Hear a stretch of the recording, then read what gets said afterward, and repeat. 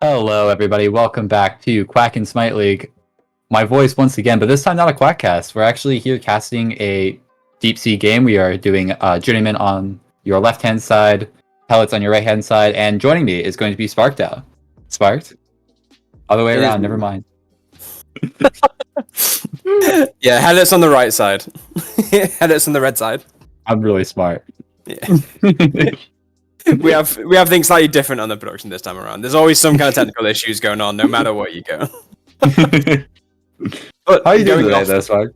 I'm doing good. It's been a busy day at work for me. Get back into some good games almost immediately. And it looks like we just had a lobby crash. Ooh, fun. Already going well. They want to delay as the action. I think... I hope so, at least. What we got to see of picks and bans was a Chernobog ban and a Pele ban. What are your current thoughts on these two being your first? Yeah, I mean... right out. Objectively the best ADC and objectively the best jungle. It's really no contest in that. They've seen a lot of play in the high rank content, a lot of play in the low rank content, and they've just always performed outside of players that have just been straight negated when an entire team has built a comp around that one pick, and like they baited the pick and gone, okay, how do we counter this? And then shut that person down. But yeah, seeing Chernobog and Pele bans, very common. Very common to see, and there's probably going to be some more common bans coming out, like the Ganesh, the Karen, and a few of the other really strong characters that are defining the meta right now. Mm-hmm. Yeah, especially with this Chernobog. Me personally, I think that Chernobog is possibly the most impactful god in the game right now. So seeing Healots take this away is, I think, is a very smart decision. There's just not any other ADC that really rotates and causes as much map pressure in just nanoseconds as Chernobog does. He just completely makes a fight a 4v5. Even if you send your solo laner back and they have TP, they get back. There's just not really a way that you can react to it in a timely manner before the Chernobog is just bolted in. It's a very smart ban, and even with this Pele, just kind of best in role in a few different roles. Just able to flex into mid, jungle, from what we've seen a lot, and even like some ADC. Just an absolute monster of a pick right now. Is there? I've not seen that Pele ADC. That one's a bit of a. I think there was like, I want to say there was like one SBL game where I remember. I think it was Vote. I think I saw like a Pele ADC. I was just like, oh, okay. I mean, I'm not surprised with especially the ADCs that are being played right now. Are there any bans that you would like to see? Like, I know we're only 2 bans in. And they're still not even having in the lobby up. But are there any bans that you want to see in this top 3 that you want to take away from either squad? So there's a lot of good picks that are always going to be classic, like pick up and bans. Like the Sun Wukong is still very dominant in the lane, as is the Amaterasu. Although Amaterasu is not really a top 3 pick because they can be out pressured fairly easily, even when they are picked into certain characters. There's still the magical ADCs. There's still the Freya, Olorun, and Sol that are seeing a lot of play right now. Sol not so much, but Freya and Olorun definitely making the rounds. There is also a lot of good mid still available. There is the Thoth, which we know a lot of players love abusing. The artillery mages. There's the Raijin, and I like to see all of those get banned out. And then on the support side, you've got Karen, you've got Athena, you've got Ganesh. All 3 of these very team fight changing ultimates from the support side, which can really change how these fights are played. And I think we're going to see one of those first going out, and that's the Ganesh and the Athena. Both supports are going to be picked up soon. Yeah, I'm not terribly surprised, especially if you take away one, it doesn't feel terrible to get rid of the other.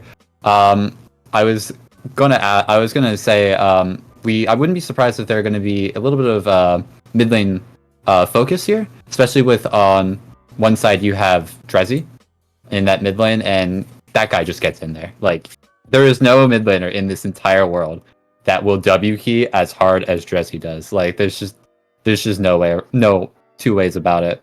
On this order side, we actually do see a Sun Wukong ban. Talk to me a little bit about this Wukong ban. Would you say that he is kind of in solo your number 1 guy to go to right now? I wouldn't say he's the number 1 to go to, but he's one of the ones that's always going to be the most dominant no matter what. even from behind, he performs better than expected, which is what defines a good character in the meta. When you look at characters like Amaterasu, they're the kind of solo that would be the number one if they can get pressure early on and just steamroll the rest of the game. And we see that in a few other roles as well. But in terms of what's the best solo god overall, you've got a lot of different options, but the Wukong is just a safe pick. And I think that's what a lot of teams value in that solo lane, is that if you do start getting camped by the jungle, or you're not winning the 1v1s in the fights, you can just go, okay, I can just play safe and play from behind and still win. And that's what Wukong provides. And speaking of a god that Wukong would be pretty good into, Oleron is actually going to be banned out. Not really super surprised seeing it, and we actually see the other magical ADC get locked in, Freya. Talk to me a little bit about this Freya first pick. I mean, it's what I called out. The magical ADCs just have a super strong timer now, and with Schoenberg out of the game, who's the only one that can realistically duel them with the current Failnut build coming out. Oleron and Freya always have a strong time, but Freya can be played in a multitude of different roles. You can see the Freya jungle, we've seen them in the ADC. This is probably going to be an ADC pickup, let's be honest, but Freya, a lot of damage and a lot of tower pressure if you're going that Bombers starts, which we are probably going to see a fair bit of, along with possibly a War Flag on the side of support, depending on what they pick up. Freya can obviously self-banish with the ultimate, so it can avoid a fair amount of damage, especially with this Set pickup on the side of the Healots, who, when Set wants to dive with Kingslayer, you can just go up in the air, or just whoop him, and just get out. And that's going to be useless for you. Yeah, we see the Set Fafnir top two. Are you surprised to see this Fafnir get so highly prioritized along with this Set in this top two? Honestly, no. Because I do think Fafnir has a good combination with the Freya, and taking it away from Journeyman is obviously a precaution, but you're also giving yourself that same benefit. And we don't have an ADC for the Healots yet. There's still going to be another Hunter available, so Fafnir is always going to get value with this Set mid pick.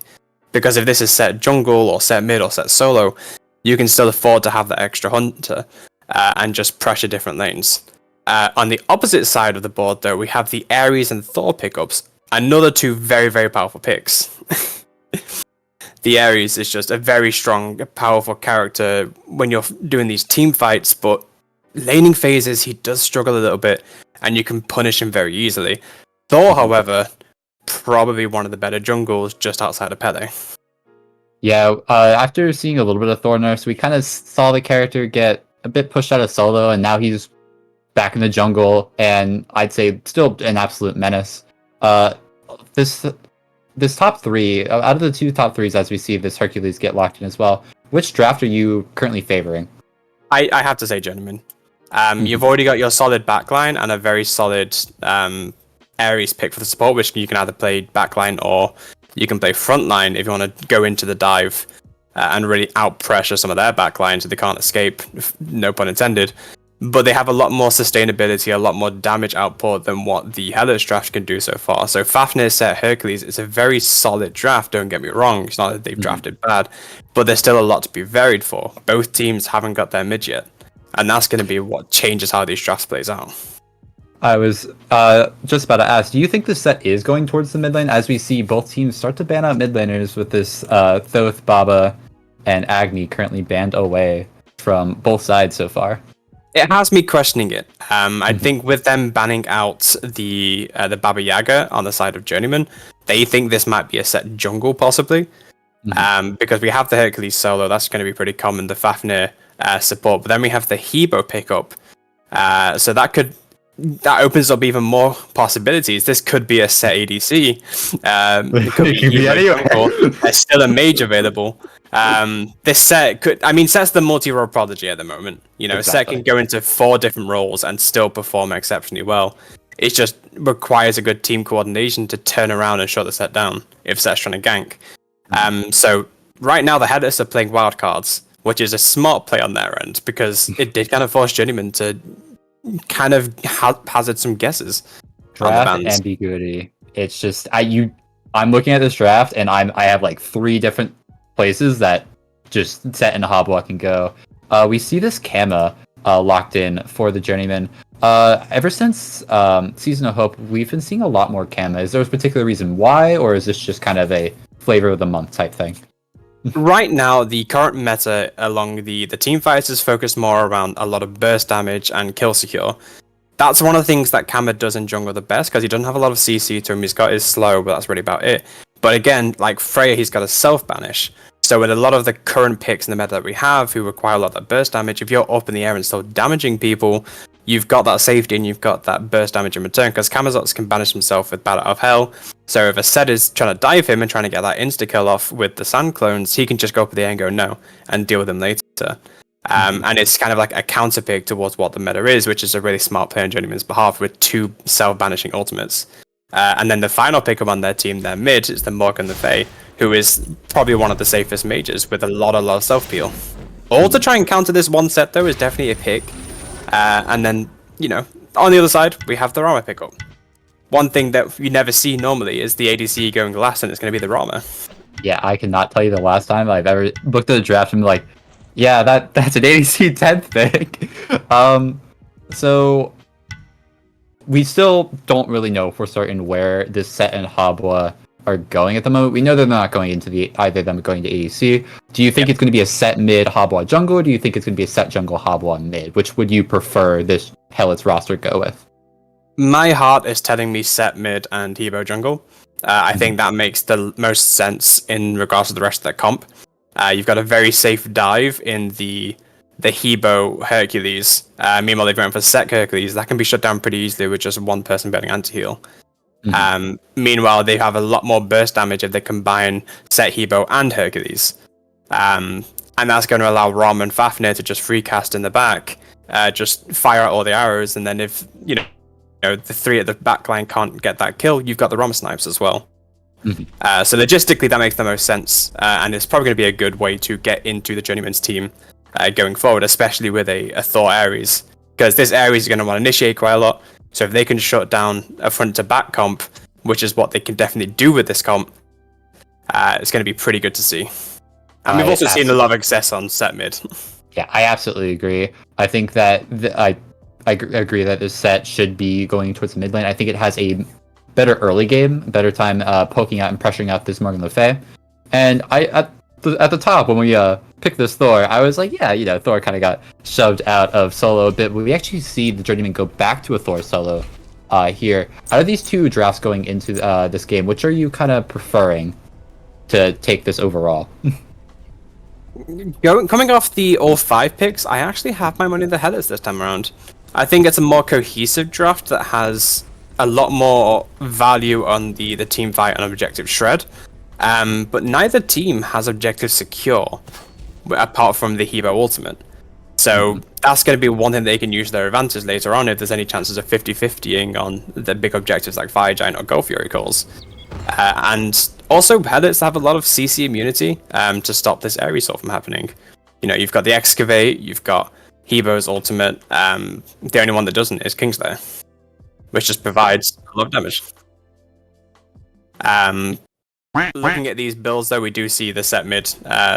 Always common going into the Warding Sigil, the classic build. So that confirms things. And yeah, I'm just surprised the Thor went solo and Kama jungle, because that could have been a Kama solo as well. I didn't think about that one.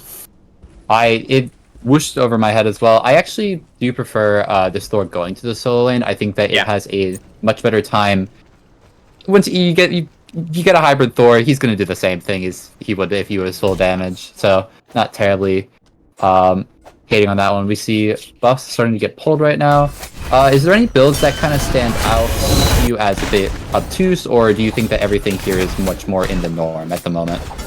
Everything here is kind of what I expected. So I pointed out before with the Freya, we see the Freya go Bombers, which is going to go into Bombers Spear late game, hopefully and not Hammer. If the Hammer, that might be a misclick.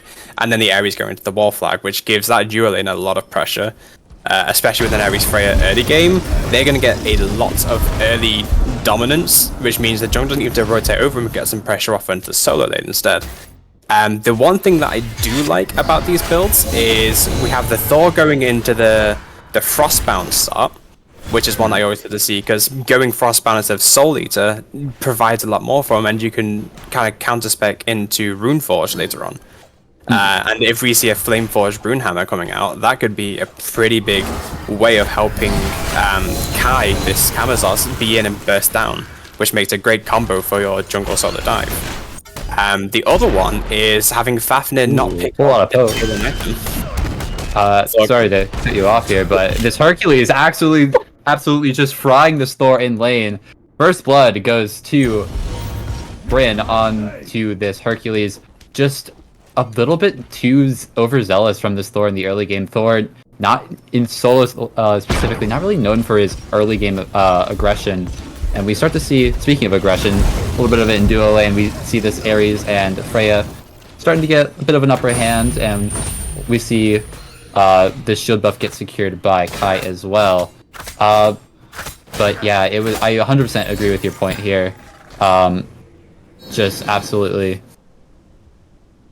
Yeah, I lost my train of thought for a second. Sorry, I was just surprised by that damage. The reason why that Hercules had the upper hand is because we don't see him go the usual build, which is going into that Golden Blade, but instead he also went Warding Sigil, going into a round shield, so probably going straight into Glad. So he has that extra bit of defensive advantage, which allowed him to survive the Thor. You know, Assassin's getting a little bit of extra damage compared to the warrior mitigations, meaning that Herc just kind of won that trade. So that was a really good kind of nodgeable play by Birion, but obviously he must have been holding on to the edge of his seat there, trying to get that first. A little bit of aggression after we see a pick in mid. We see Kai hungry, looking for some kind of recouping mechanism. We see the Thor hammer, and it's absolutely beautiful. Good beads by, I believe that is Rising Dragon, and and just an absolutely great beats by him, but wasn't quite enough to get him out. The Thor hammer was just picture perfect, and Kai being there to scare him off his backhands was beautifully done. We see Hercules looking to get aggressive again after his blue was invaded. Kai just able to slip out still. Just overall, are you surprised at how aggressive these two teams are going off the start of this game? Not at all. I think that both of these teams are very aggressive compositions, but what they need to be aware of is the mana costs, because the reason that Hebo died is because he had 0 mana after trying to invade. So with a good rotation from Indigo, they can just call out the CC, call out the beads, and get that combined damage, and Hebo's not going to be able to do anything, especially with someone who's not as safe as other characters. But yeah, we see a lot of good pressure and a good team coordination so far. The duo lane's been doing well, the jungle and solo making that rotation to kill the Hebo, but also just Birion also coming over just to make sure Kamazos doesn't take everything from his jungle. So we see a lot of good coordination early on, which is great to see, and it's good to be able to see how that's going to affect into the mid-game, late game, when we start seeing the more rotations come out. Speaking of, we see a lot of, we actually see kind of a huge fight over here. We see this Ares use his ult, Valkyrie's Rage also used, picking up a kill onto Trexie, just unfortunately not 5, and Kai is looking for another scrap with Dragon, but the knockup is good, gets him out, but Kai still wants more. Water hands are good, and we see Doomsauce looking to wrap around. The knockup is still going to Kai. Kai jump is good. Water Carpet comes out, and this is poor Dragon's just caught between a rock and a hard place, and Dragon's going to ult out, but he is just fine for the time being. That was good positioning from Doomsauce to cut off the escape from Hebo's ultimate there, but it just wasn't enough to secure the kill. But now Ares is in danger from the team, but what a whoop! Here comes this set looking for a kill, and that is a free kill. Absolutely beautiful whoop, and Drezzy is looking for, not Drezzy, Jeff is looking for more, and Drezzy just shuts him down. Omni is super low. Trexie looking to get a little bit of damage onto him, and Luke picks up the kill, and Kai, it feels like Kai's just running circles around, and Luke is just kiting him beautifully. Trexie with a beautiful stun onto Kai, and unfortunately Kai just has to give up his food, but Dragon does not want to relent. We see a knockup is good, but Kai's jump into tower just makes him completely safe. Absolutely prolonged, and this fight's still not over. We see Doomsauce return to the fight. Knockup is gonna feel just off the mark. We see a jump out. Stun also good out from Drexy, and I'm hoping this is the end of that fight. Thank you. I think it is. Both teams were very aggressive there. It was just the classic conveyor belt of people walking in and out going, hi, because I mean Ares got in there twice by the fight. Ares just came back to the fight was ending. He said, I've not enough yet. But a lot of good plays from each teams, but it just seemed like everyone was just overcommitting for no reason. So there's a lot of deaths that could have been avoided there, already taking us to 8 kills in the game at only 6 minutes. Just, I wouldn't have not been surprised if we saw solo lane rotations out of there as well with how eager everyone was to fight. Speaking of solo lane, Indigo providing some good poke, just he's starting to get his items online, goes for the Rune Forge. You're speaking about Frostbound in the early stages of this game. Are you happy with this Rune Forge start? Are you thinking that this could have been something different? I definitely think it fits what he wants. I know Rune Forge is always going to be part of the plan regardless. I think he just wanted to speed up the process and not go Frostbound here. And it's working to be in process as Kai makes his rotation over. A lot of missed abilities from both assassins here though. And these health bars very, very low. We see Bryn looking to live, and we see Indigo up in the air, just 1 HP. Dragon makes a beautiful rotation to get his solo laner out. And I absolutely agree. This could have few more hit abilities. I think that is a completely different outcome. Speaking of different outcomes, Luke uses the beads on the loop and missed a couple auto attacks, and we see Doomsoft's rotation in. Rama up into the air. Valkyrie's Rage gonna be coming out to keep her completely safe, but the snipe just off the mark, and we see Luke dashing it aggressively, and Omni just tells him to shut his mouth. Absolutely just beautiful auto attack from Omni. Just really good ability usage from both ADCs as well. Just keeping themselves alive and safe for as long as possible, even if Luke knew the inevitable was going to be coming. Yeah, Luke just tried to go for the trade there, trying to make sure that he can at least secure the kill onto Omni there and shut the Freya down. But realistically, it's actually better that he didn't, because if Luke picked up that kill, he would have had that 3-kill bounty, which would have gone straight back into Omni or Doomsource. As a shutdown bonus. So it's not that bad for either side, really. But Luke just got his ankle was broken. It's unfortunate. He should have hit a few more autos. Omni was hitting most of theirs, but like I said, good ability usage. The chains almost killed Luke in the air. And I love seeing the Ares chain just hanging off this massive figure in the sky. Just the chain that never ends. The chain that just goes nowhere.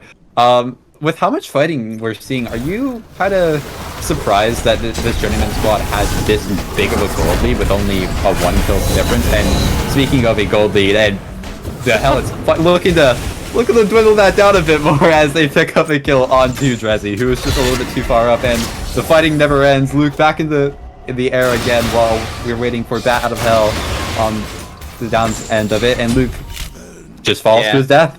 Just unfortunately just is not able to get out. Luke's reputation preceding him. He's starting to face the wrath of the jungle and is going to be camped pretty hard.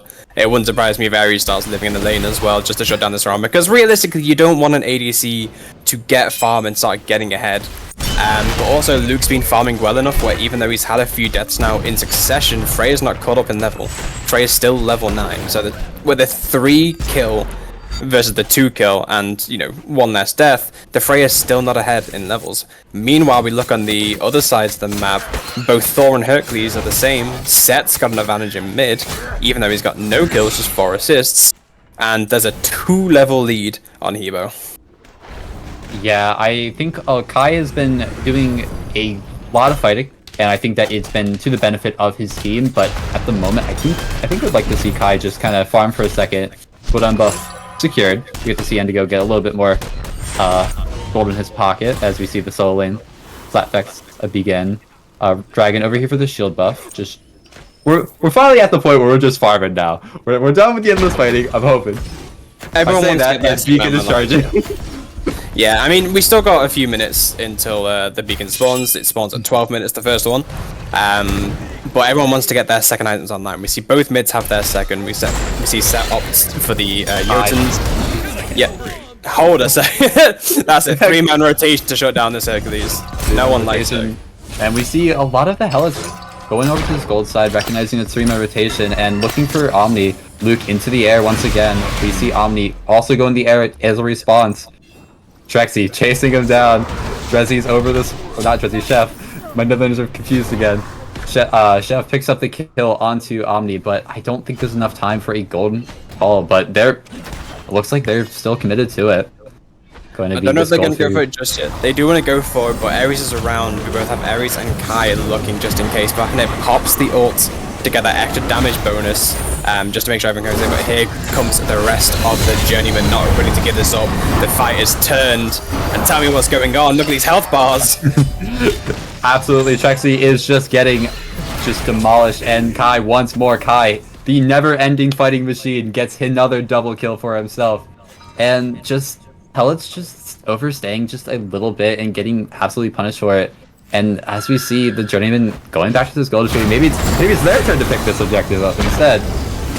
Yeah, but there's still two other people coming around. The set's still over there on the left lane just in case, but Hebo's going to get zoned out pretty well with 4 members of Journeyman around. It's going to be hard for Hebo to make his way in. Dragon is looking for the CPR, just absolutely getting poked out on the other side, and this Gold Fury goes to the Healots. Chef able to wiggle his way in, managed to just drop an absolute banger of a skewer on. Yeah. Yep, I know my abilities. No, brain doesn't work, but brain worked for set abilities.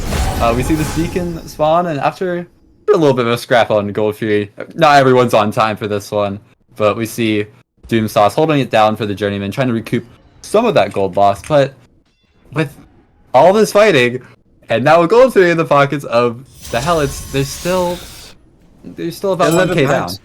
So they're still 1k down, and they've still got a few advantages here and there. They've got the advantage on the jungle, which is still a 2-level gold lead, but Journeymen have the advantage in both solo and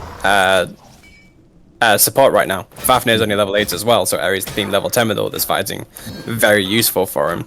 But that was just really good positioning by the Healots, and there's like no way to count out them just in the gold lead right now, because just using the Hebo as a diversion, not only does Hebo escape, but Zed gets free reign because no one's zoning this. Zed just comes in and throws out his one, secures it, and that's a great steal for the Healots to make sure Journeymen don't get too ahead of themselves. Kai jumps in, a little bit of poke onto Trexie, but not resulting a whole lot. Dragon looking for another kill, looking to do a Kai impression, just hoping not non-stop fighting, but we start to see a little bit of a grouping over on this duo side after the Gold Fury has gone down. Brock was good to point out this a little bit earlier while you were talking. We see this Ares go a breastplate of vigilance. We can see a lot more determination pop up a bit. Are you at all surprised to see that this determination gets picked up with the comp of the Healots? No, not at all. There's a lot of abilities coming out on the side of Healots, especially with Waterhands himself. So it's very easy to proc it and get that extra bonuses around. So it's definitely not a bad pickup, but getting the glyph this early on, definitely a little bit questionable. I think that's important. Vigilance is the auto attack one. Oh, it's the auto attack one. That's the auto attack. Determination is the one that would. I'm so used to people building the other glyphs, because normally in support build, you're building the Pridwin and you're getting the glyphs for Pridwin. You're not normally seeing the breastplate being built at all, even with the nerfs to the gold, or the buffs to the gold cost. So yeah, I mean, it also makes sense in that regard as well. You know, you've got a set, you've got a Rama, just slowing the auto attacks to make sure they do less overall DPS to the team. Gonna be useful. Huge grouping around Pyromancer. We see Trexie jumping in, going into the Dragon. Huge Herc push, keeping them all in their little lines, and we see just a chaotic fight break out. Poor Drezzy is on alone in an island. Rising Dragon picks up the kill on them, and Indigo gets a kill in return onto Trexie, and people just keep on falling. Omni gets Rising Dragon, and Kai falls to, I don't remember, I think it was Chef. Chef is looking to secure his own life right now. The Sandstorm is good to get him out, but he's locked in with the Thor, and the Thor picks him up. Luke up into the air. This fight will never end, I think. Indigo is 1 HP, and Doomsaw's full HP, but he's just a lonely support. There's not a whole lot he can do, trying to finish off Bryn, but just not enough damage, and Luke is just nickel and diming him down right now. This Ares is 1 HP. Indigo TPing back with full HP, but not a whole lot of resources, and the Healots back off. Bit of a gnarly fight there. Is there anyone you'd say got the advantage there that used? Healots definitely had the advantage in that one. There was a lot of good shutdown potential onto the Journeyman, and just taking out rotations, getting some of those bigger rolls out of the way. I mean, we can see all 4 being used outside of the Ares ult on Doomsauce. So they got a lot of ability usage down, which meant they could get a lot of pressure everywhere else. Chef being able to stay alive, Luke coming over good rotation and shutting down the ADC's other rotation. Just meant that it favoured Healots, but it's a question of what do they do with that little bit of advantage, because there wasn't that much farm available.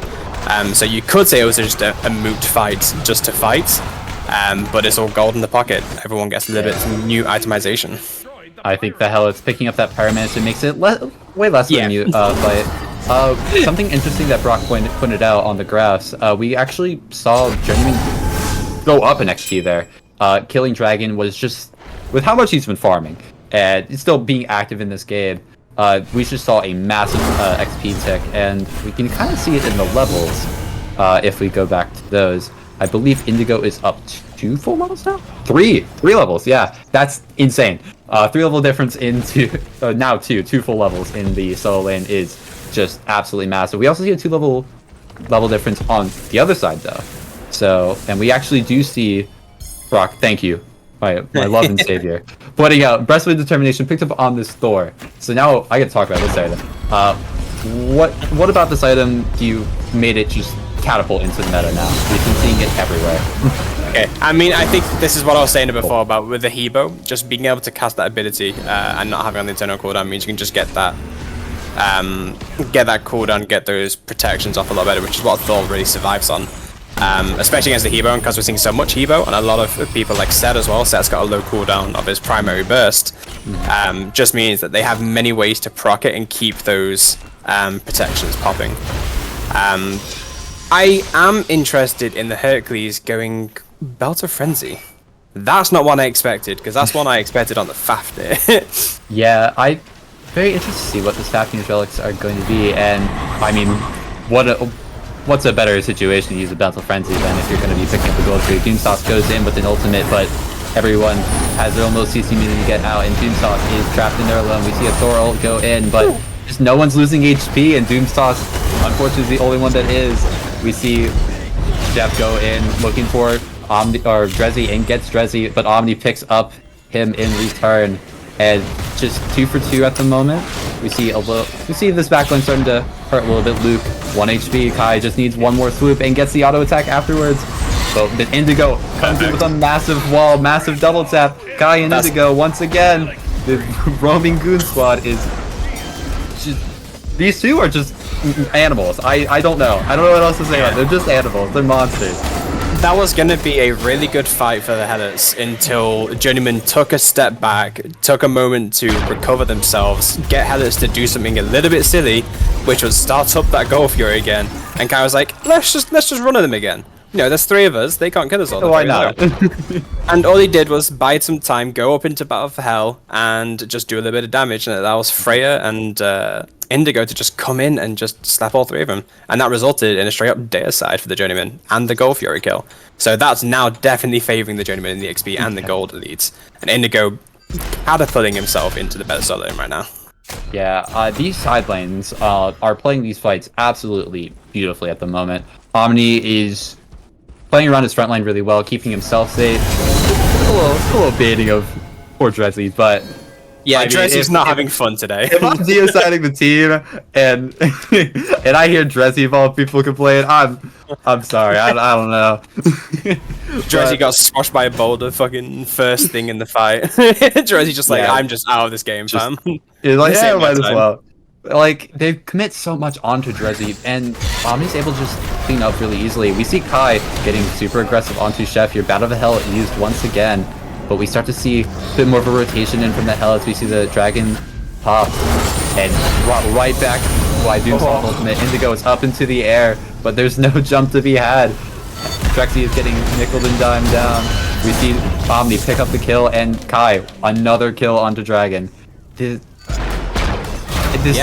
Journeyman's team is just putting it together at the perfect time as we go into these late game objectives, where you would think the Helots would want to start, thriving here, and that's why it's so surprising to see that this Journeyman squad is just playing around these objectives really well, getting their pick before objectives, and translating it to a sort of almost contested fire giant. And now we see Bryn dash out, but they want him. A really good loop by Omni, really good spear by Drezzy. CC Chain is Indigo just gets a kill, I guess. There is nothing that Birion could have done there. There was a swarm of bees waiting for him at the feet after that one whoop. He came in and said, I want to try and steal this fire giant. And the Journeymen were just like, okay, this is our fire giant, and you're next. You're the new objective. How about that one? Yeah, exactly. And there was no amount of protection that could have saved him there. I actually don't even think beads saved him there. Like, we could always theory like, oh, if he had beads, he might be fine. No, I don't think there's any chance. Like, there is no spot where you beads there and live. It's just an absolutely beautiful sea chain. Whoop into fear into Thorwall. There's not a single person on map who will ever live that. And we just see Brock pointed out. Thank you, Brock. This gold lead is just catapulting. We went from like a 1k lead to a 3k lead to a 5k lead in about 2 minutes. And that's just the power of getting all the objectives. Journeyman swept all 3 just pretty freely. They won that one shaky fight on the Gold Fury, but then we got a lot of momentum here. Let's just use what we have and push for the objectives, and the Healots had no response to it. Yeah, these pull apart brawls. The more and more I see them, the more and more I think they are going to be benefiting the Journeymen, and we see another breastplate of vigilance. Maybe we're the incorrect ones. Maybe I was just smoking the breastplate of determination pack a bit too much, but we see 2 breastplates of vigilances here. How do you get off the Fafnir, seeing as you don't really get that proc until after the ultimate's concluded? I do think the breastplate is a misbuild here. I know you want to get that cooldown online, but I do think getting that Pridwen online is much better, especially based on how Fafnir's ultimate works, because you can proc Pridwen on both sides of the transformation if you're utilizing the full extent of Dragon Form. And just having that online and having that glyph instead is going to probably do more for you in a lot of these late game teamfights, especially when you're initiating or trying to peel as best you can with a group stun. I don't think the breastplate is worth it when you can get other aura items that effectively do the job better. I mean, we don't see a Thebes being picked up by Fafnir either, which would have been great at the start. He said he went for Prophetic and it's still nowhere near stacked. Yeah, with how scrappy these fights have been, I'm actually sort of surprised that we don't see more stacks onto this. Journeymen picking up their Gold Fury. Imagine they're just going to be sweeping towers, but Healots kind of putting up a fight here. Kind of not really wanting to give up this T2 tower uncontested. We see a blink in from Doomsock and Crashing Wave expended, beads expended off of no beads expended, just Crashing Wave, expended to get himself out, and we see good stun in.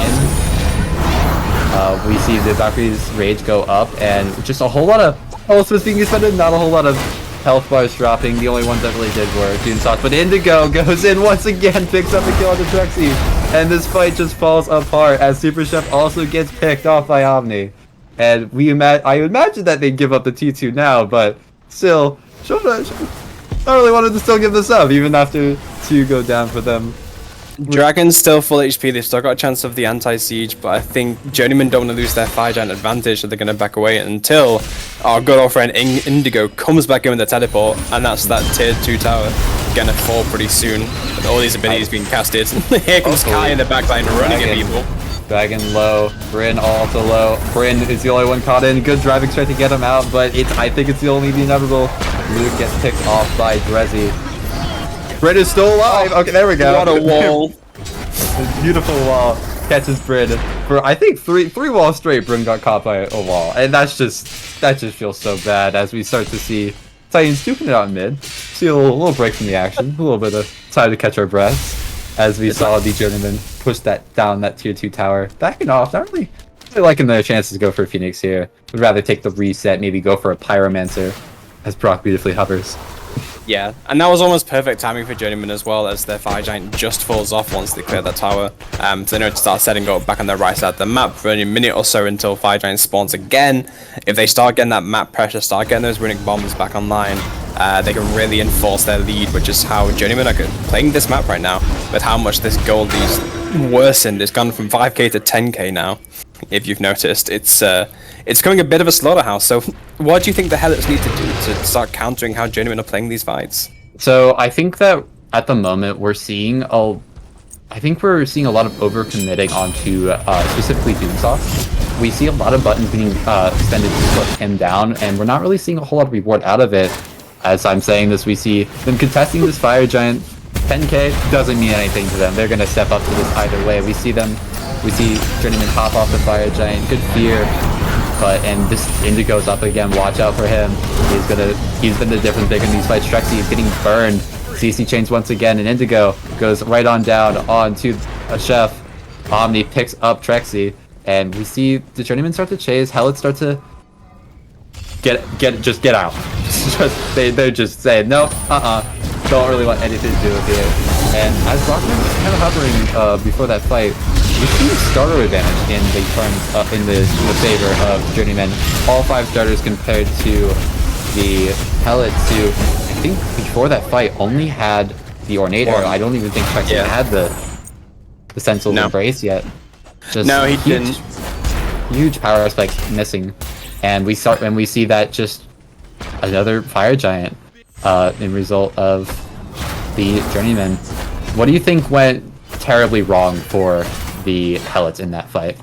Helots were very split up during that kind of invasion. We see Awesome Luke use Astral Barrage to try and gauge the health, so the rest of the team can make their move in or just try and steal it if it's very low. But with the health only being 50%, it just meant that Journeyman could drop the Fire Giant, and just take the fight instead. And they baited Trexie out, forced Dragon Form, and just killed him in cold blood. As we're speaking, Omni picks up another kill, deletes another frontliner. Trexie gonna fall once again, and this fight is just going bad for worse for the Helots. Kai, Drezzy picking up yet another person. We see the Aegis from Luke, but I don't think it'll be enough. Drezzy, or not Drezzy, Kai. What a day aside, and that should be the game, but these health bars are pretty low. I don't know if they can end just yet, especially with one tower still up in mid, but they're trying, and the health bar's going. One down to Titan. And gone. There we go. Eventually, that is game 1 going to the Journeymen after an exceptional comeback from the early game. Yeah, just an absolute barn burner. That was a scrappy game. There was never a time where we were like, oh man, this is like a good peaceful, like 3 minutes of farming. You know, we get to kind of just break down, analyze what's happened in this early game. Nah, screw all that. We're just gonna fight, and we're gonna fight often and every way. Who would you point out as being the main pace setters, the main reasons on why Journeymen were able to find as much success as they were able to? A lot of Journeyman success wasn't attributed to one person. It was the fact they all really worked as a team. With every call that was made, there was always some kind of follow-up. So if Doomsource went in and pulled beads or ultimates, there was always some follow-up there, just in case somebody does get pulled. Like we saw Fafnir use Dragon Transform too early, gets pulled back in, and then the entire team just obliterates him. Or even just Birian's execution around the Fire Giant. They did an exceptional job at countering every play that the Helots tried to make and turning that into their own advantage. If I had to pick one person, I do think Omni-based pressure on this Freya, proving why it was a first pick in the entire lobby, makes a lot of sense as to how much they generated across the entire game. But that's not to discredit the rest of the team, because again, they all played exceptionally well. Everyone played a very good part. Like Indigo set up on the walls and the ultimates, Drezzy's baiting, and then Kai's just straight up W key mentality of just let's fight them. I don't think I ever saw Kai jump away from this. Like, I think there was that one purple buff where he jumped away into a tower, and that's it. Like, that's the only time I ever saw him jump away. Like, he was just constantly getting aggressive. I think you were right to point out Omni brought a lot of safety in this backline. I think post, 12 minutes, I don't think we saw Omni die once. Like, Omni was just a super consistent rock for this team, and was able to consistently find his damage, find his opportunities in fight, even if Drezzy was gone by the wayside with how much they were just dumping into it. I feel like we always saw Chef on Drezzy, Bryn on Drezzy. Don't ignore Drezzy, because if you just take a look at that screen again, he had 30,000 damage, was the highest in the lobby. Oh, Drezzy was swinging going down. Drezzy was just saying, you know what? If I'm going down, I'm taking someone with me. Just beautiful play by this Journeyman as a whole. Yeah. And then I think we'll take a small break as we get the games into game 2.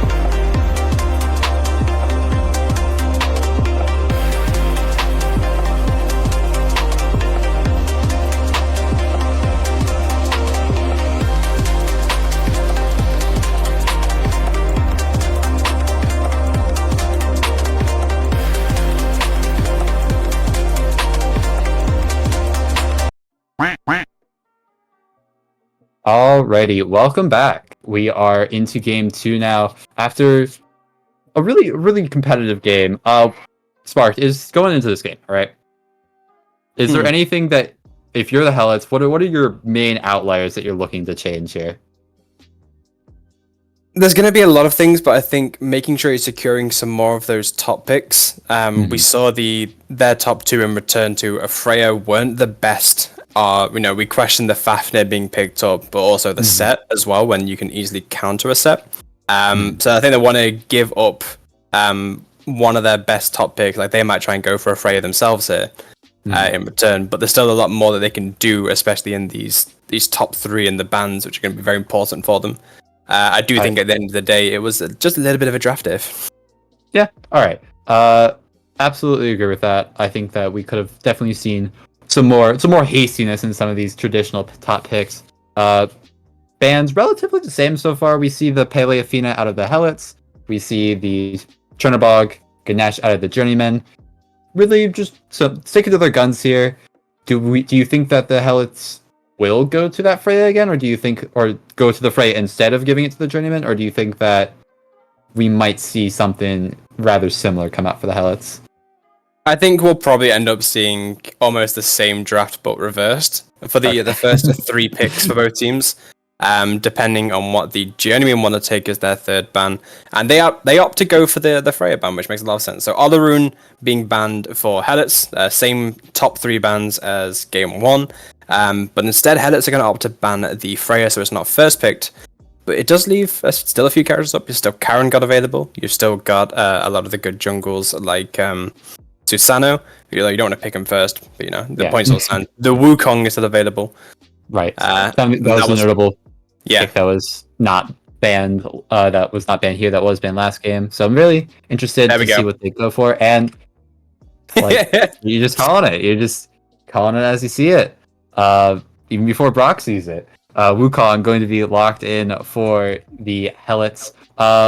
So we spoke a little bit about Wukong being super safe. What does Wukong bring to a team fight? Wukong provides a lot of distraction. He's got really good synergy with a lot of the main jungles right now, and being able to pick out one target and just try and shut them down as quick as possible. So you've got the slow on the 2, you've got the knock up or the tiger stun, depending on which one you want. And then you've also got just pure secure damage on Magic Cudgel. And then if you've dived a little bit too hard, you press W key a little bit too hard, you go up into Somersault Cloud. So it just gives you lots of survivability, and then you can just slam down and get some free damage. Just free dive, free poke, so much survivability off of Wukong. It's just absolutely annoying god to lane against and team fight against. And from the Journeyman, we actually see the Thor Raijin get locked in top 2. That's a Raijin was terrifying sight to see. yeah, absolutely. Especially if Guy's gonna play the same way he just did, or Indigo's gonna play the same way he just did. If it ain't broke, don't fix it. This Thor absolutely did amazing work last game, and Drezzy, you put him on something he's supposed to WQ on, he will get in there. The Drezzy special, right? He's just gonna WQ at all costs. And on the other side, we see the Agni and Thanatos get locked in. But we see a lot more mid priority in this game compared to last. What do Agni and Thanatos bring to this Healots draft? The Agony provides a lot of safe mid pressure. Previously, you had the set in the mid lane, which is someone that has to get in there and be in melee range to get the most value out of what's going on. Agony plays completely separately from that. It's a completely different playstyle where you're playing behind walls, you're playing behind your support, and just throwing bombs and stuns and getting that combo. The question mark I have is this Thanatos in the top 3. Thanatos is going to be a good pick overall, especially into a Raijin because of the lack of mobility. In the ultimate, but going it right now means that you can pick up a few other jungles and kind of counter that pick. But Thanatos always going to be fairly strong with just burst damage. You can use the global ultimate to gain some information depending on where they are. But I think I'm just more concerned with this Journeyman draft getting the Raijin and the Thor. Like you said, Indigo and Thor we saw it's a bit of a pressure. But there is a big question mark, which is this Raijin. Raijin is a very strong snowballing mid laner. As in, if he gets pressure, he starts becoming obnoxious. The issue lies in if you are shut down early on. Yeah. And the way that we saw Drezzy get pressured out multiple times by the jungle in the mid means that this Raijin pick might not actually be that valuable in the long run. It's a bit of a question mark I have, but they pick it up just so that Healots don't have it. Yeah. Also, I have a lot of faith in Drezzy in this moment with this Raijin pick as well, especially pairing that with the dive he just had last game. We see the Kama get priored again, and these bans. Okay, last game we saw a whole lot of mid bans. Okay, we were like, oh man, mid bans. Okay, whatever. Now we see the ADC ban. They're just picking a background and saying, yeah, we both haven't picked it yet. Might as well. Might as well take away all of them. We see 3 ADC bans and an Ares ban. So Soul, Xball, and Rom taken off the table. 2 respect bans. They don't want Doom Source on the Ares again for the side of Healots, which I think is very valuable, bearing in mind how much CC Doom Source brought into the game. But also, Awesome Luke did really put in a lot of work on this Rama. So taking him off that comfort pick is going to be something interesting. But also banning out the Xpel, which is another very easy to play ADC. So Awesome Luke going to have to pull out into his bag and think, what ADC can I play right now that makes the most sense with my comp? And just put a little bit of pressure on that. So I think that's a pretty interesting ban. And there's what I like to see. The Boatman is going to be the next pick on the side for Journeyman. Fitting name as well. Boatman into the Journeyman. Journeyman. A match made in heaven. And I think for this draft, equally a match made in heaven. Karim provides a lot of engage, it provides a lot of survivability. And for this dive and how deep they were going, I think they'll appreciate the little bit of engage. That fear is absolutely obnoxious to play through, especially because there are a lot of times as a backliner, you don't want to give up your beads to Charon Wave when there's a Thor waiting for you. Once that is over, really good aggressive support picked up by the Journeyman. Love to see it. We see a Kepri hover, and we also see an on her hover. Talk to me a little bit about Kepri lock. Okay, we got Kepri in. Tell me a little bit about these two, how let's play. Yeah, so Kepri is a question mark. I'm just going to be straight up and say I don't think Kepri fits anything. I think there are much better picks to go for in the support style. I mean, Terra's still available, and in terms of straight pickups, they give a lot more survivability. But they're playing Kepri for the resurrection. So if your star characters like Rising Dragon on this Thanatos or Awesome Luke on this Anher start playing a bit too aggressive or get heavily dived, you got the Kepri res to try and get them out and try and keep that fight going. So it could be interesting to see how they play it, but I've never seen Trexie play this character. But then we look at Awesome Luke and Anher. Anher, objectively, the best boxing ADC, pretty much always wins lane outside of Chernobog. And with how powerful Awesome Luke is as an ADC, even against Omni based, it could mean a complete change in the pressure dynamic of that lane. Speaking of pressure, we see an AMC hover, and I have 10,000 questions. I have more questions than answers with this hover. Okay, it could be a troll hover. It could be. Yeah. If it does get locked I don't in. think the AMC is the play. I think that's just one of those classic. I might just have a look. Like when you see like a Maman Brigitte. Heart was racing for a second there. I was about to say, I do not want Drezzy or Omni on on an AMC with how much they just dove backline last game. We see Omni. Good at this Hachi. Talk to me a little bit about what Hachi will provide for this rounding out this Journeyman draft, the 10 thick ADC back to back. Hachi actually plays a very similar role as to the Freya. Freya provided a lot of backline security for the Journeyman the first time around, and Hachi does the exact same thing. Previous meta before Season of Hope and Season of Souls, Hachi was the best ADC because you had a lot of pressure from mounted archery and the buffs from his sustain lane around his passive just allowed him to like actually win a lot of fights while being very safer than characters like Charybdis and Jingwei. So Omni's kind of opting for that same playstyle again, especially against an aggressive ADC like Anher. It's actually a pretty smart pickup, and just allows the Journeyman to maneuver their way into the fights where it might be a 4-man dive instead of a 3-2 split as traditional. And I do think Journeymen are really going to play into that dynamic they had the previous game. Because it worked out well for them once, why not do it again?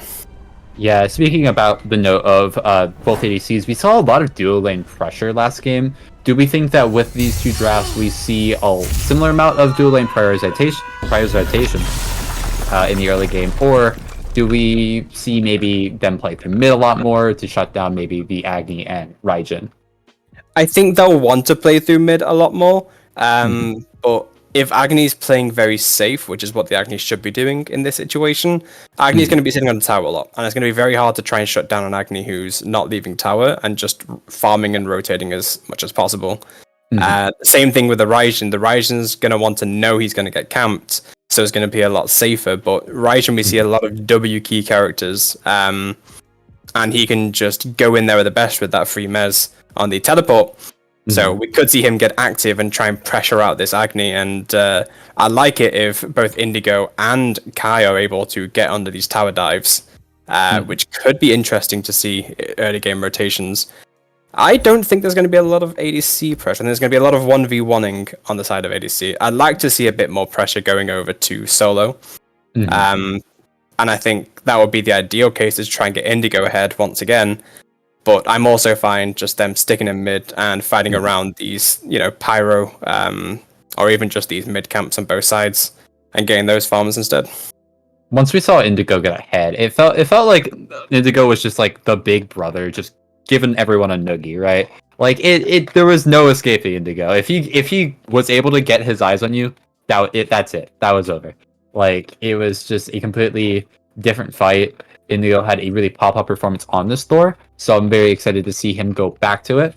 Do you think that the Healots pivoted their draft enough to respond to a very similar, not similar, the same Journeyman dive? I don't think they're opting for the dive. I think they're playing or gonna try and play more front to back this time around. Looking at this comp, I think the Wukong, Agni, and her pickups have given them more just standard meta pressure than the previous draft they had. They've got a lot more top picks, just to allow them to have more room to float in a lot of these team fights and get away with a lot more. The Thanatos is going to be a question mark based on how much farm they can get early game if they go the Golden Blade build, which we're seeing a lot more Thanatoses going right now, into Rage later on. This could be pretty interesting because a Thanatos with crit going into that kind of build will be able to shut down both Kai, Raijin, and Hachiman pretty easily. But it all depends on how the rest of the team is able to follow up off it. And then the Khepri is just there as a safe counter pick. So unless Khepri gets picked out every single time, because we saw that the first time Trexie would go into Dragon form on this Fafnir, get picked out, and then the Healots start losing those fights. If we see the same thing for the Khepri, it's more monumental to lose that because that's one res off the table. So you're effectively losing 2 players for the price of 1. I was going to ask you about that. We saw Drezzy get a lot more prioritization, or well, get picked quite a bit in game 1. Are you a bit surprised to see Trexie go to this Khepri after having a game where the Journeymen were very okay with just playing a very front-to-back, I'm going to pick the support first style? I think Healots understand they need to play a bit more safe, which is why they've gone for the Khepri play. And I think the Anho and Wukong allow that kind of play where they can swap between the aggressive and defensive play styles. Meanwhile, they didn't really have that on the previous draft where they were more aggressive and just played it wrong, in my opinion. This time they've opted to go for some of that is more hybrid and just go, we need to do what they did to us, but we also need to make sure they don't do it to us harder. And I think that's where a lot of this draft comes into play, and I'd like to see it actually work out this time if they're able to shut down a lot of the key members of Journeyman. So, and I'm gonna get this out of the way now. Do you think that we see the same level of just constant fighting all across the map that we saw last game, or do you think there is an inkling, a mere nano chance that we see either team prioritize a bit more farm in the early to mid game this time around? I don't think I need to answer that question. I think you know it in your heart. I think it's in the heart of the cards as to what's going to happen, because this is Smite game. Everyone wants to brawl. Everyone wants to think of this as an arena match. It's also just establishing the dominance against the enemy team of just killing them and then being able to walk over the body. Exactly. And that provides a lot of strength for these players, especially Drezzy, I know.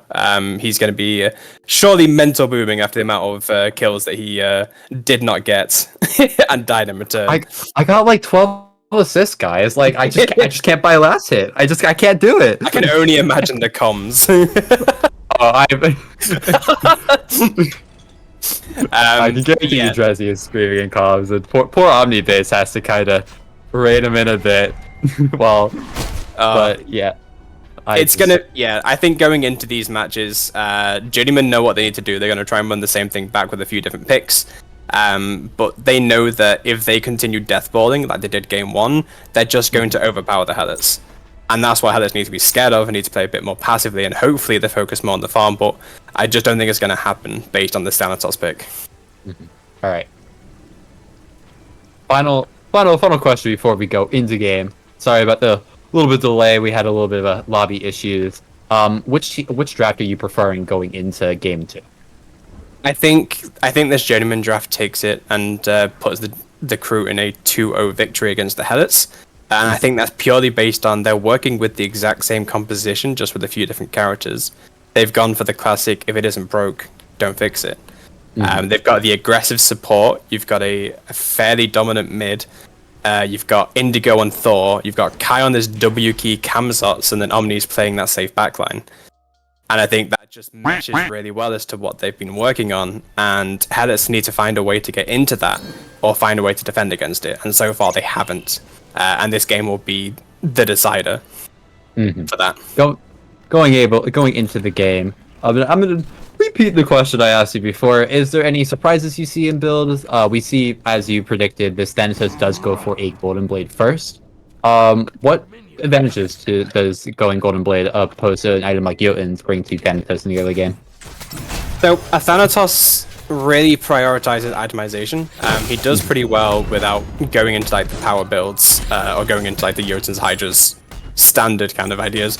The whole idea of going into Golden Blade and crit later on is you have a lot more burst potential and you've got a lot more early clear. So Thanatos, if those of you don't know how Thanatos plays, is a very early game character, doesn't transfer well into the late game outside of the execute. The build that people are going right now tries to mitigate that much by going into crit, because it forces things like Spectral to be built and forces builds to change. And allows you to turn tides based on itemization as well as just straight up execution pressure. That's why characters like Ao Kang can do well. But it's going to be good for Thanatos to be able to farm a lot quicker, and if he is choosing to play safe like we want the Healots to do, he's going to be able to get ahead of Kai in this level, because he really won the jungle farming meta in the previous game, because he was always 2 levels up on Kai, but Kai was winning team fights. So if Rising Yeah, Dragon Kai- get even more of a level advantage, could be important. These solo laners are making me nervous, okay? The entire time, I was ready to be like, you know, hold your thought for a second. Actually, hold my own thought as Dreszy jumps in and just fries. Poor Dragon. First blood going to Kai once again, and Kai gets a double kill, starting the game off just explosive. I don't know why I hoped for a first blood, you know, after 2 minutes. I don't know why I ever would hope for that. I just... And that's the power of Raijin. The dash mez just allows you to get a lot of extra damage, and if you're proccing Raiju on it, that's going to spread for the two of them, and especially when you know they're going to rotate over to the left side. And Kai's not finished yet, looking for more trying to get this Capri. Good impale from Luke. Is able to appeal for his Kepri and confirm his life, saves him, gets him out of that precarious situation he was in. And I just... every time, I might as well just be watching Kai just rotate from lane to lane, and okay, even more fighting, even more. Indigo once again getting a repeat solo kill early game, but Dragon looking for Indigo, blink over the wall and gets the kill. Blink and the tower gets him in response. Yeah, is that work? Wait a minute.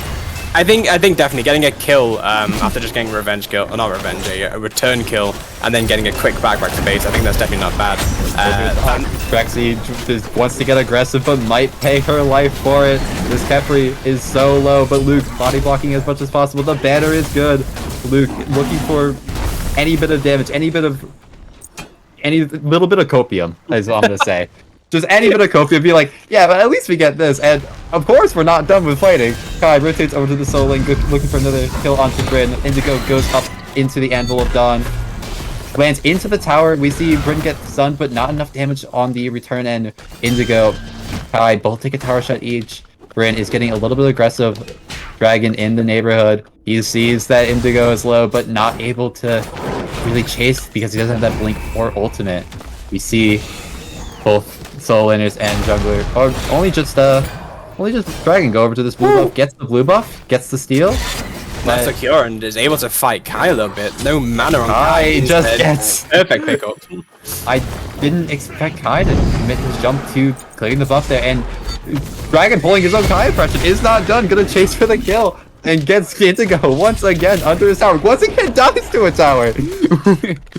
It's mortal enemy is this tower, and we see another scrap onto duo side, and we see the whelming wave come out. We see a beautiful CC chain onto Trexy. Trexy just not able to get out, already used the dash, and another kill for Omniface.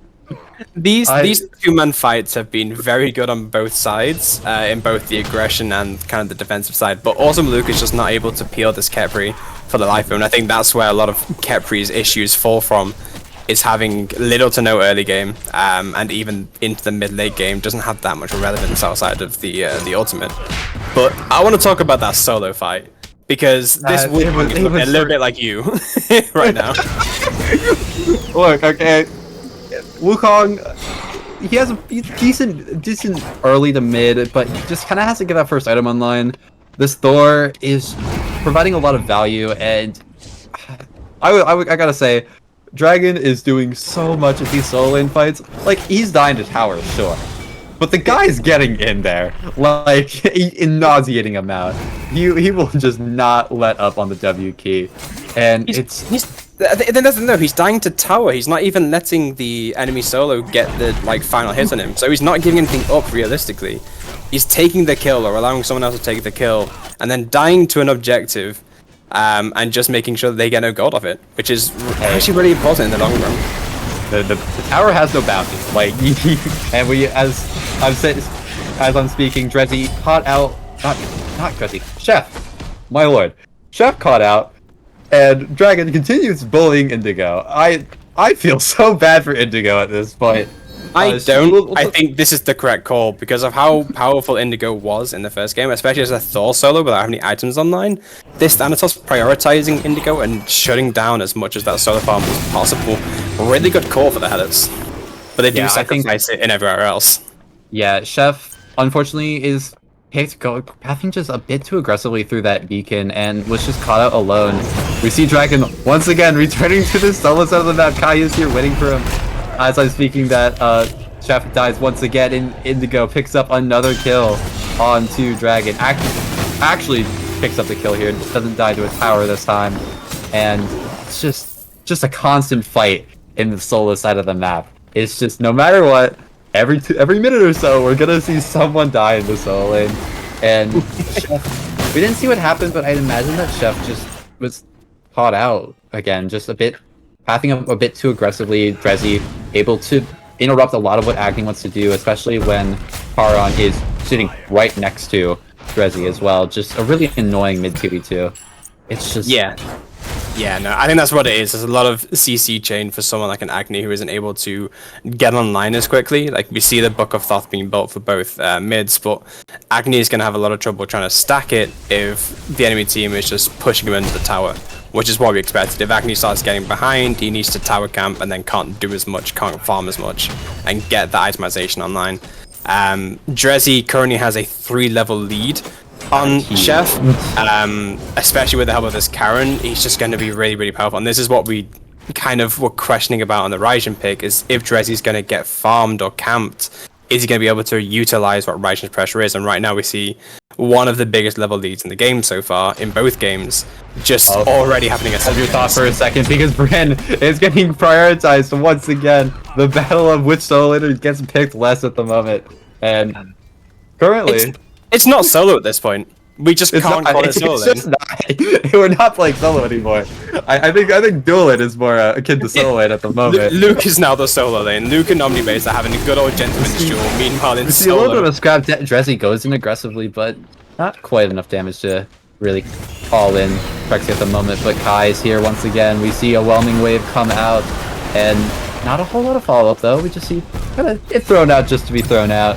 But yeah, to your point. We are not seeing like any dual lane prioritization, and as we speak into this existing, Cast is cursed. The path open. Cast is cursed. Apparently, we see both junglers on the dual side of the map. But yeah, to your point, we saw 3-level lead is massive in mid lane, especially in this early game where this Raijin, it just has so much. It's 8 minutes in, and I imagine by 9 minutes we see Drezzy have like another active. That guy can have Aegis at 9 minutes, and that's insane.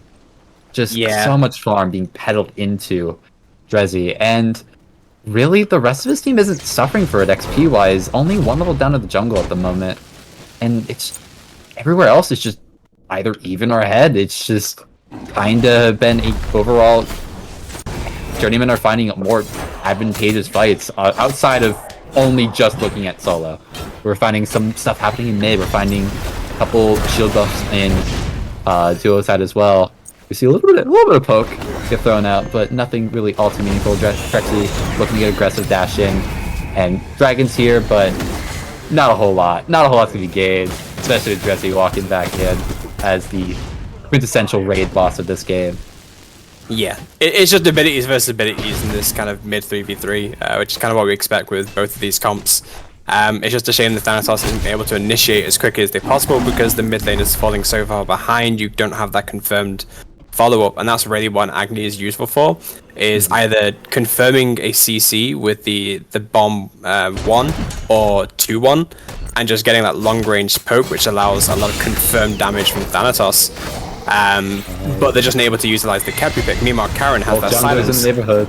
I have to hold your thought for a second, because Dragon is getting aggressive in the solo, and once again, beautiful Thor will to peel out his Amazots, and the Thor is going to be going up. Indigo is free from danger. We see a somersault cloud into the tower, but Drezzy and Doom are here, and we see Indigo go down onto Bryn. Bryn caught between a rock and a hard place. We see the Kepriol expended, the Scarab's Blessing, and we just see a whole lot of ultimates being burned out. Tycho Drums also burned out to kind of give some extra peel. We see a few Aggie bombs over the wall, but a whole lot of ultimates, not a whole lot of deaths here. Kind of the tamest fight we've seen, yet the biggest grouping so far. Yeah, I mean, it was well played by Seems cursed apparently, because Dragon falls right into the waiting arms of the Journeymen. The classic blunder of a Thanatos player is staying too long. It's just, he doesn't have that same mobility. It's just doesn't have just the way to just get out, especially with hovering death being used to initiate the fight. Indigo falling a little bit low here. We see the knockup is good. The hammer out is better. We're just kind of the slowest little pace of solo and to see in a hot second. Not really a whole lot of kill potential there. Yeah, but I mean, a lot of ultimates being used, but realistically, because you used 2 of the getaway ones with Battle of Hell and Indigo using both of their big teamfight ultimates to just get out, and then the Healots didn't really have much more going for them. Like, they sure came in with Agni, but Agni wasn't doing anything in the mid-game. We see a whelming wave, huge wave goes in and catches 3 of the Healots. We see Trexie already expending her dash, has to try to get out as the Khepri, and for the time being is able to, but Kai is on the hunt. Kai, Bat of Hell expended, Omni picks up the kill, Drezzy picks up another kill in mid onto Super Chef, and the chase is not done yet. Omni dashes aggressively onto Luke, but they're not on the same target. We see both live, and actually Omni is getting a little bit of damage returning onto him, but not a whole lot to matter quite yet as Beacon spawns. And going the way of the Journeymen, who have actually no, Bryn is putting up a little bit of a fight in this mid Beacon. Gets quite a bit of damage onto Dressy, but the Journeymen are here. The cavalry is here. The boat is leading the charge. We see a little bit of aggression onto Bryn, but the Ox is better to get himself out. But the Thorald is even better. Omni picks up the kill for that one, and I think it's just superior grouping right now. I mean, also, don't just credit the Thor on that one. If you saw that perfectly hit silence to cancel Ox form so Thor can land on it, if it wasn't for the Karen there, he might have stayed alive. Quite honestly, Barian might have been able to just get outside of the Thor's clutches, but a lot of it is just the grouping and CC potential that the Journeymen have with this entire draft. They're just able to kind of run at people as a death ball and get away with it. And Healots don't have an answer for it once again, like game 1. So, something needs to change in the Healots in the way that they are grouping in these fights, because otherwise, Journeymen are just going to really be advantageous. We already see a 3k gold lead. I hate to interrupt you once again. I feel like it's my most commonly said thing this game, but Bat of Hell expended, Scared Blessing expended, but it's not enough to get Super Chef out. Bat of Hell into a Screech gets Super Chef once again on this Agni. 0-5 reads the Agni slash right now. 4-level difference in the mid lane. As we see Trexie just being a little annoying, but Kai does not take kindly to that. Gonna be hitting the Khepri, who's off the same level as Kai through all this fighting, and Kai just gets picked, spends the dash. Trexie gets the kill, but Drezzy picks up Dragon in response, because why wouldn't he? They're here for a reason, and Trexie falls once again. And Drezzy, of course, he's not done.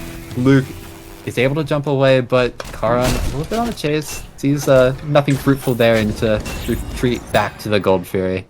Drezzy was on his NBA arc there. He threw a Hail Mary of a Raiju out, procced it, and the Rising Dragon just can't escape that DOT damage.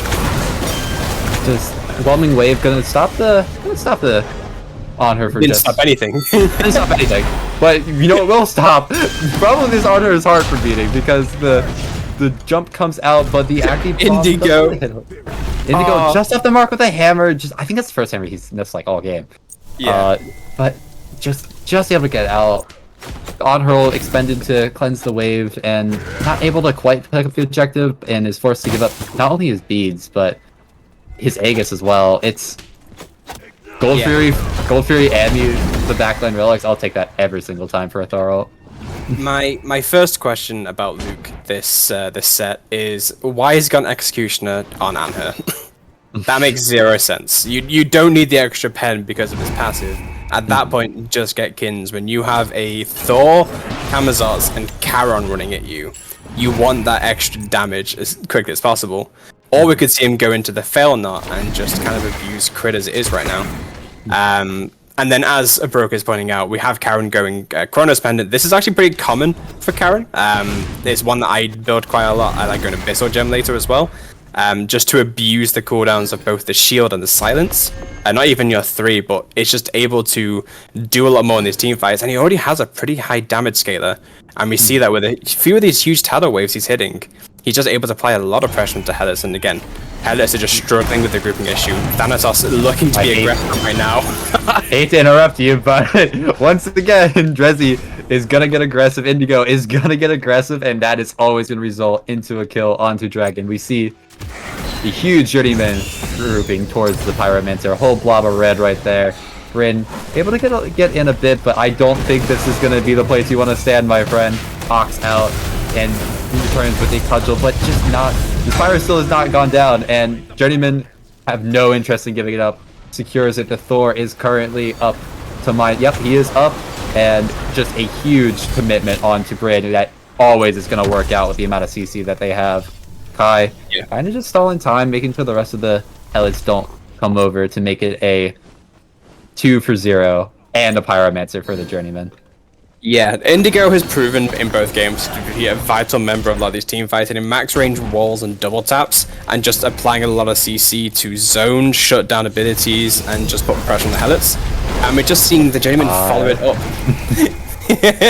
And you're making me nervous now, my man. But yeah, so far this Journeyman squad has just been really putting pressure on. They've got a lot of ways to cancel out the Wukong dashes. And I think that's been one of these time changes for these fights, because Birion can't do much going in. And Birion was pretty strong on the Hercules in game 1, and he proved to be pretty useful in the 2v2s in solo for game 2 with this Wukong pick. But right now, every time there's Raijin around, you get a quick mez to get you out of Tiger form or Ox form, or you've got a Thor wall in the way, and there's just not much he can do about it.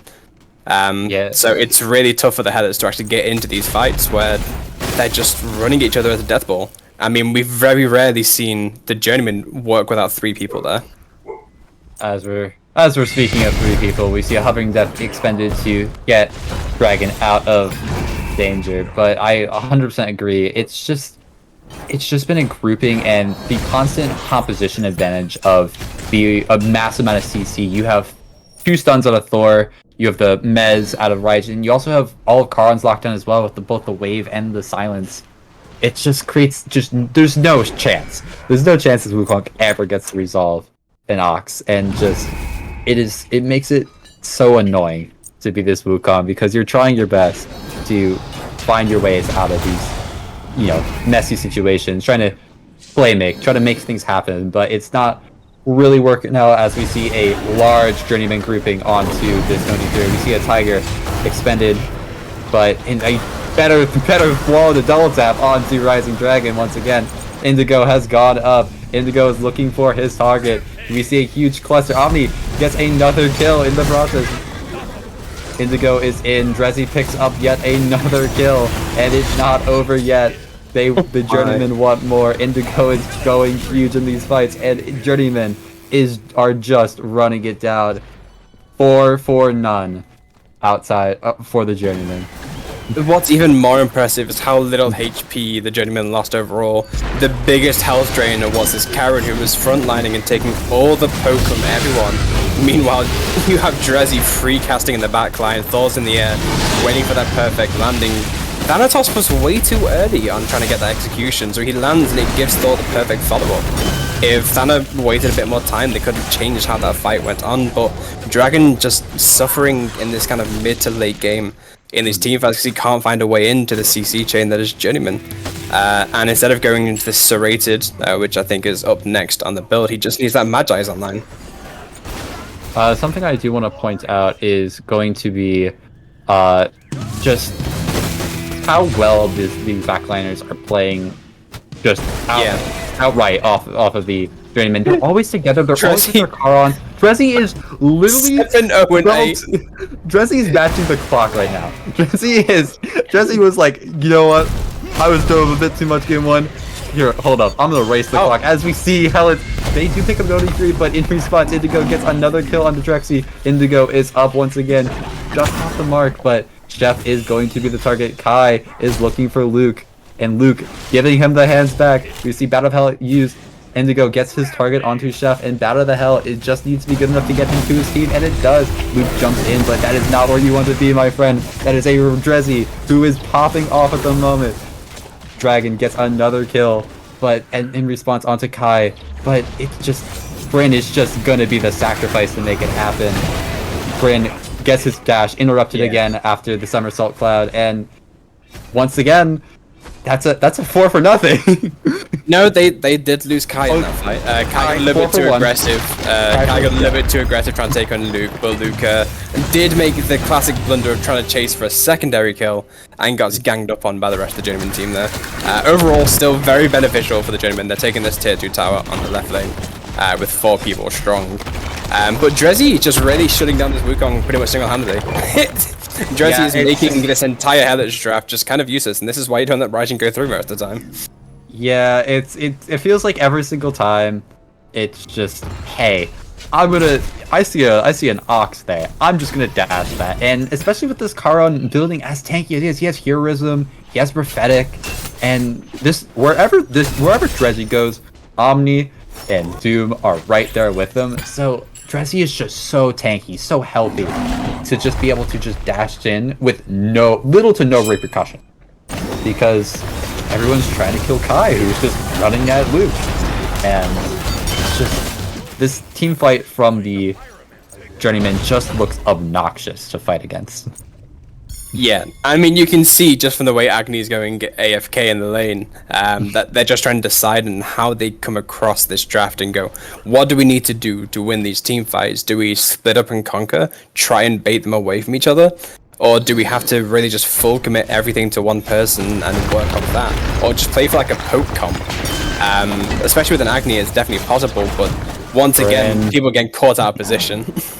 Once again, Bryn is going to be the target for this fight. Somersault Cloud used, and just trying to buy time, just trying to get away as the Journeyman push down that tier 1 tower.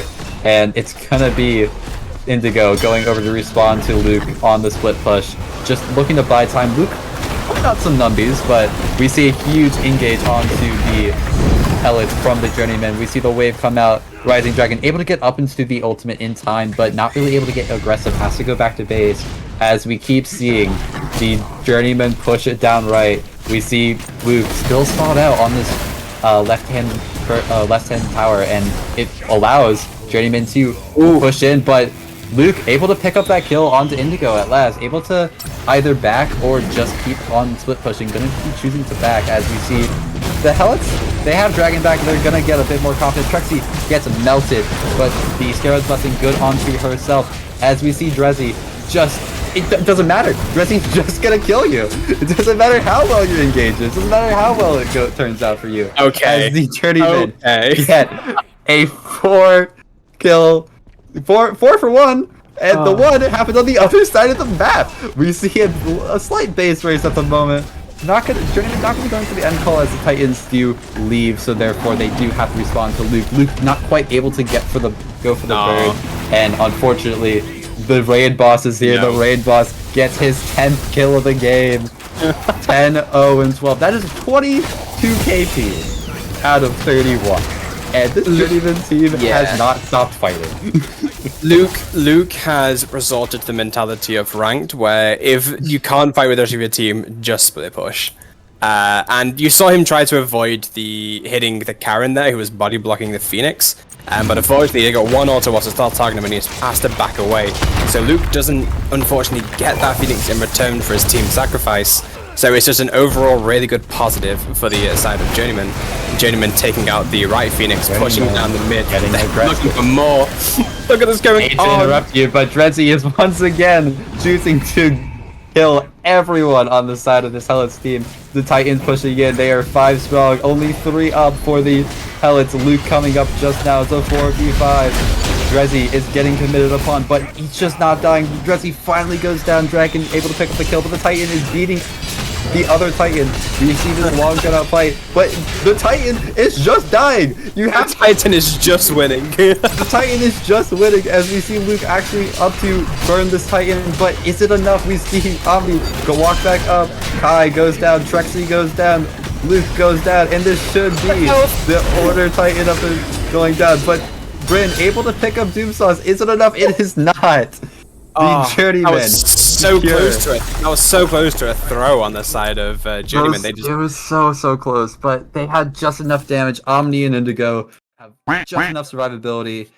A messy end, but still a relatively clean game from the Journeymen, taking the set 2-0.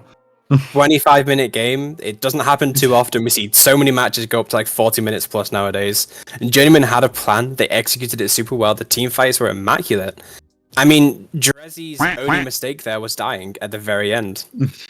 Like, Drezzy made one mistake by getting too aggressive, but what a game by the Journeymen. They're really showing off what they can do in game 2 of this best of 3. But what got me was just how different the playstyle was of this Raijin. Morgan Le Fay, notoriously a pretty safe character that just can't W key, but with Raijin, it's like he turned the on switch on and just went, you know what, Kai, I'm with you every step of the way, we ball. Yeah, so I think my theory is that Drezzy, just absolutely, in response to just getting absolutely dove in every single fight of game 1, said, my turn. It's my turn now. You guys are diving me? Nah, I'm gonna dive you now. Just constantly able to use this Thunder Crash aggressively onto the Wukong, onto Luke, onto Chef, onto Trek. It doesn't matter who you were. Dressy's dashing you. Dressy's jumping on you. Dressy's getting a kill. And the only time they are able to put it together and kill Drezzy is at the final fight, where it doesn't. You're too far gone at that point. Drezzy is already this raid boss that takes a million resources to kill. Like you're having like trauma flashbacks to every single time Drezzy is dashed on you that game. And I also have to point out his backline partner in Omni. Super safe. Omni was just so safe, constantly orbiting around Drezzy. If Drezzy was there, Omni was in auto attack range and was constantly able to get Drezzy out of any precarious situation he was in, along with Doom. I think this Journeyman team played as a hive mind in game 2, where they were all together, they were all firing on all cylinders all at once, and it caused just a momentum that could not be matched through the rest of the game. And I do think that Healots needed to do something with their draft. I don't think this Khepri was the play. I said it from the very start. I don't think Khepri is a very good support right now. But you just weren't able to utilize Scarab's Blessing when people are 5-man deathballing you. They're just going to wait for the rest to finish, or they're just going to wait for the rest to wear off in the first place, and then just take the kill afterwards. It just didn't provide a lot of value, and this Agni went 0-9-0. Agni wasn't a part of anything that game. Yeah, it just kind of was the sacrificial lamb to be fed to Drezzy that game, which was very. Was just Drezzy tied off this Agni. Drezzy was just bullying this poor man in the mid game, and late game it did not get much better when you have Indigo Donkey on you, when you have Kai, who is just Kai smells blood in the water, and he's just going to a frenzy. I did like that. To speak of positive, what Healots did do this game, I did like the amount of pressure that they were putting on solo side, as you mentioned during the game. Shutting down the store a little bit more in the early game definitely helped to stall him out so you wouldn't get to late game as quickly as, say, Drezzy did that game, who was racing the clock the entire time. But I think that they chose their target in the early game very well, just wasn't able to translate it to the mid game to actually shutting down the monster that Drezzy had become off of engulfing the mid lane. But that does mean that Journeymen take this 2-0 in this best of 3 set, so they are going to be the winner of this week's match. Any final thoughts on how both teams have played? I think that this Journeyman's team, after showing some promise week 1, they've definitely bounced back in a brutal way. And I think Healots, after their disappointing week 1, I'm yearning for more. I want to see them put it together. I want to see them pick compositions that play to their strengths, especially going into some of these more aggressive compositions that we saw out of Journeyman today. And I'm really excited to see when these two teams play again, because these two teams are insanely fun to watch with how scrappy and kind of W key they can be at times. Absolutely. And we do have to take into account Healots were playing with a sub today. That might have been a big factor into the synergy aspect of the team.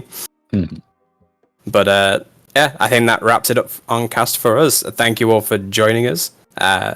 The main caster was Charlie. I've been sparked out with Broke on the sticks. Thank you all for joining us, and we'll see you. I think we have a cast plan tomorrow, if I'm not mistaken. Yes. us two won't be there, but cast We tomorrow. won't be there. We won't be there, but you We won't won't. miss us. We have some other great casters on tomorrow. Mhm. Thank you guys so much, and have a good night. Peace out.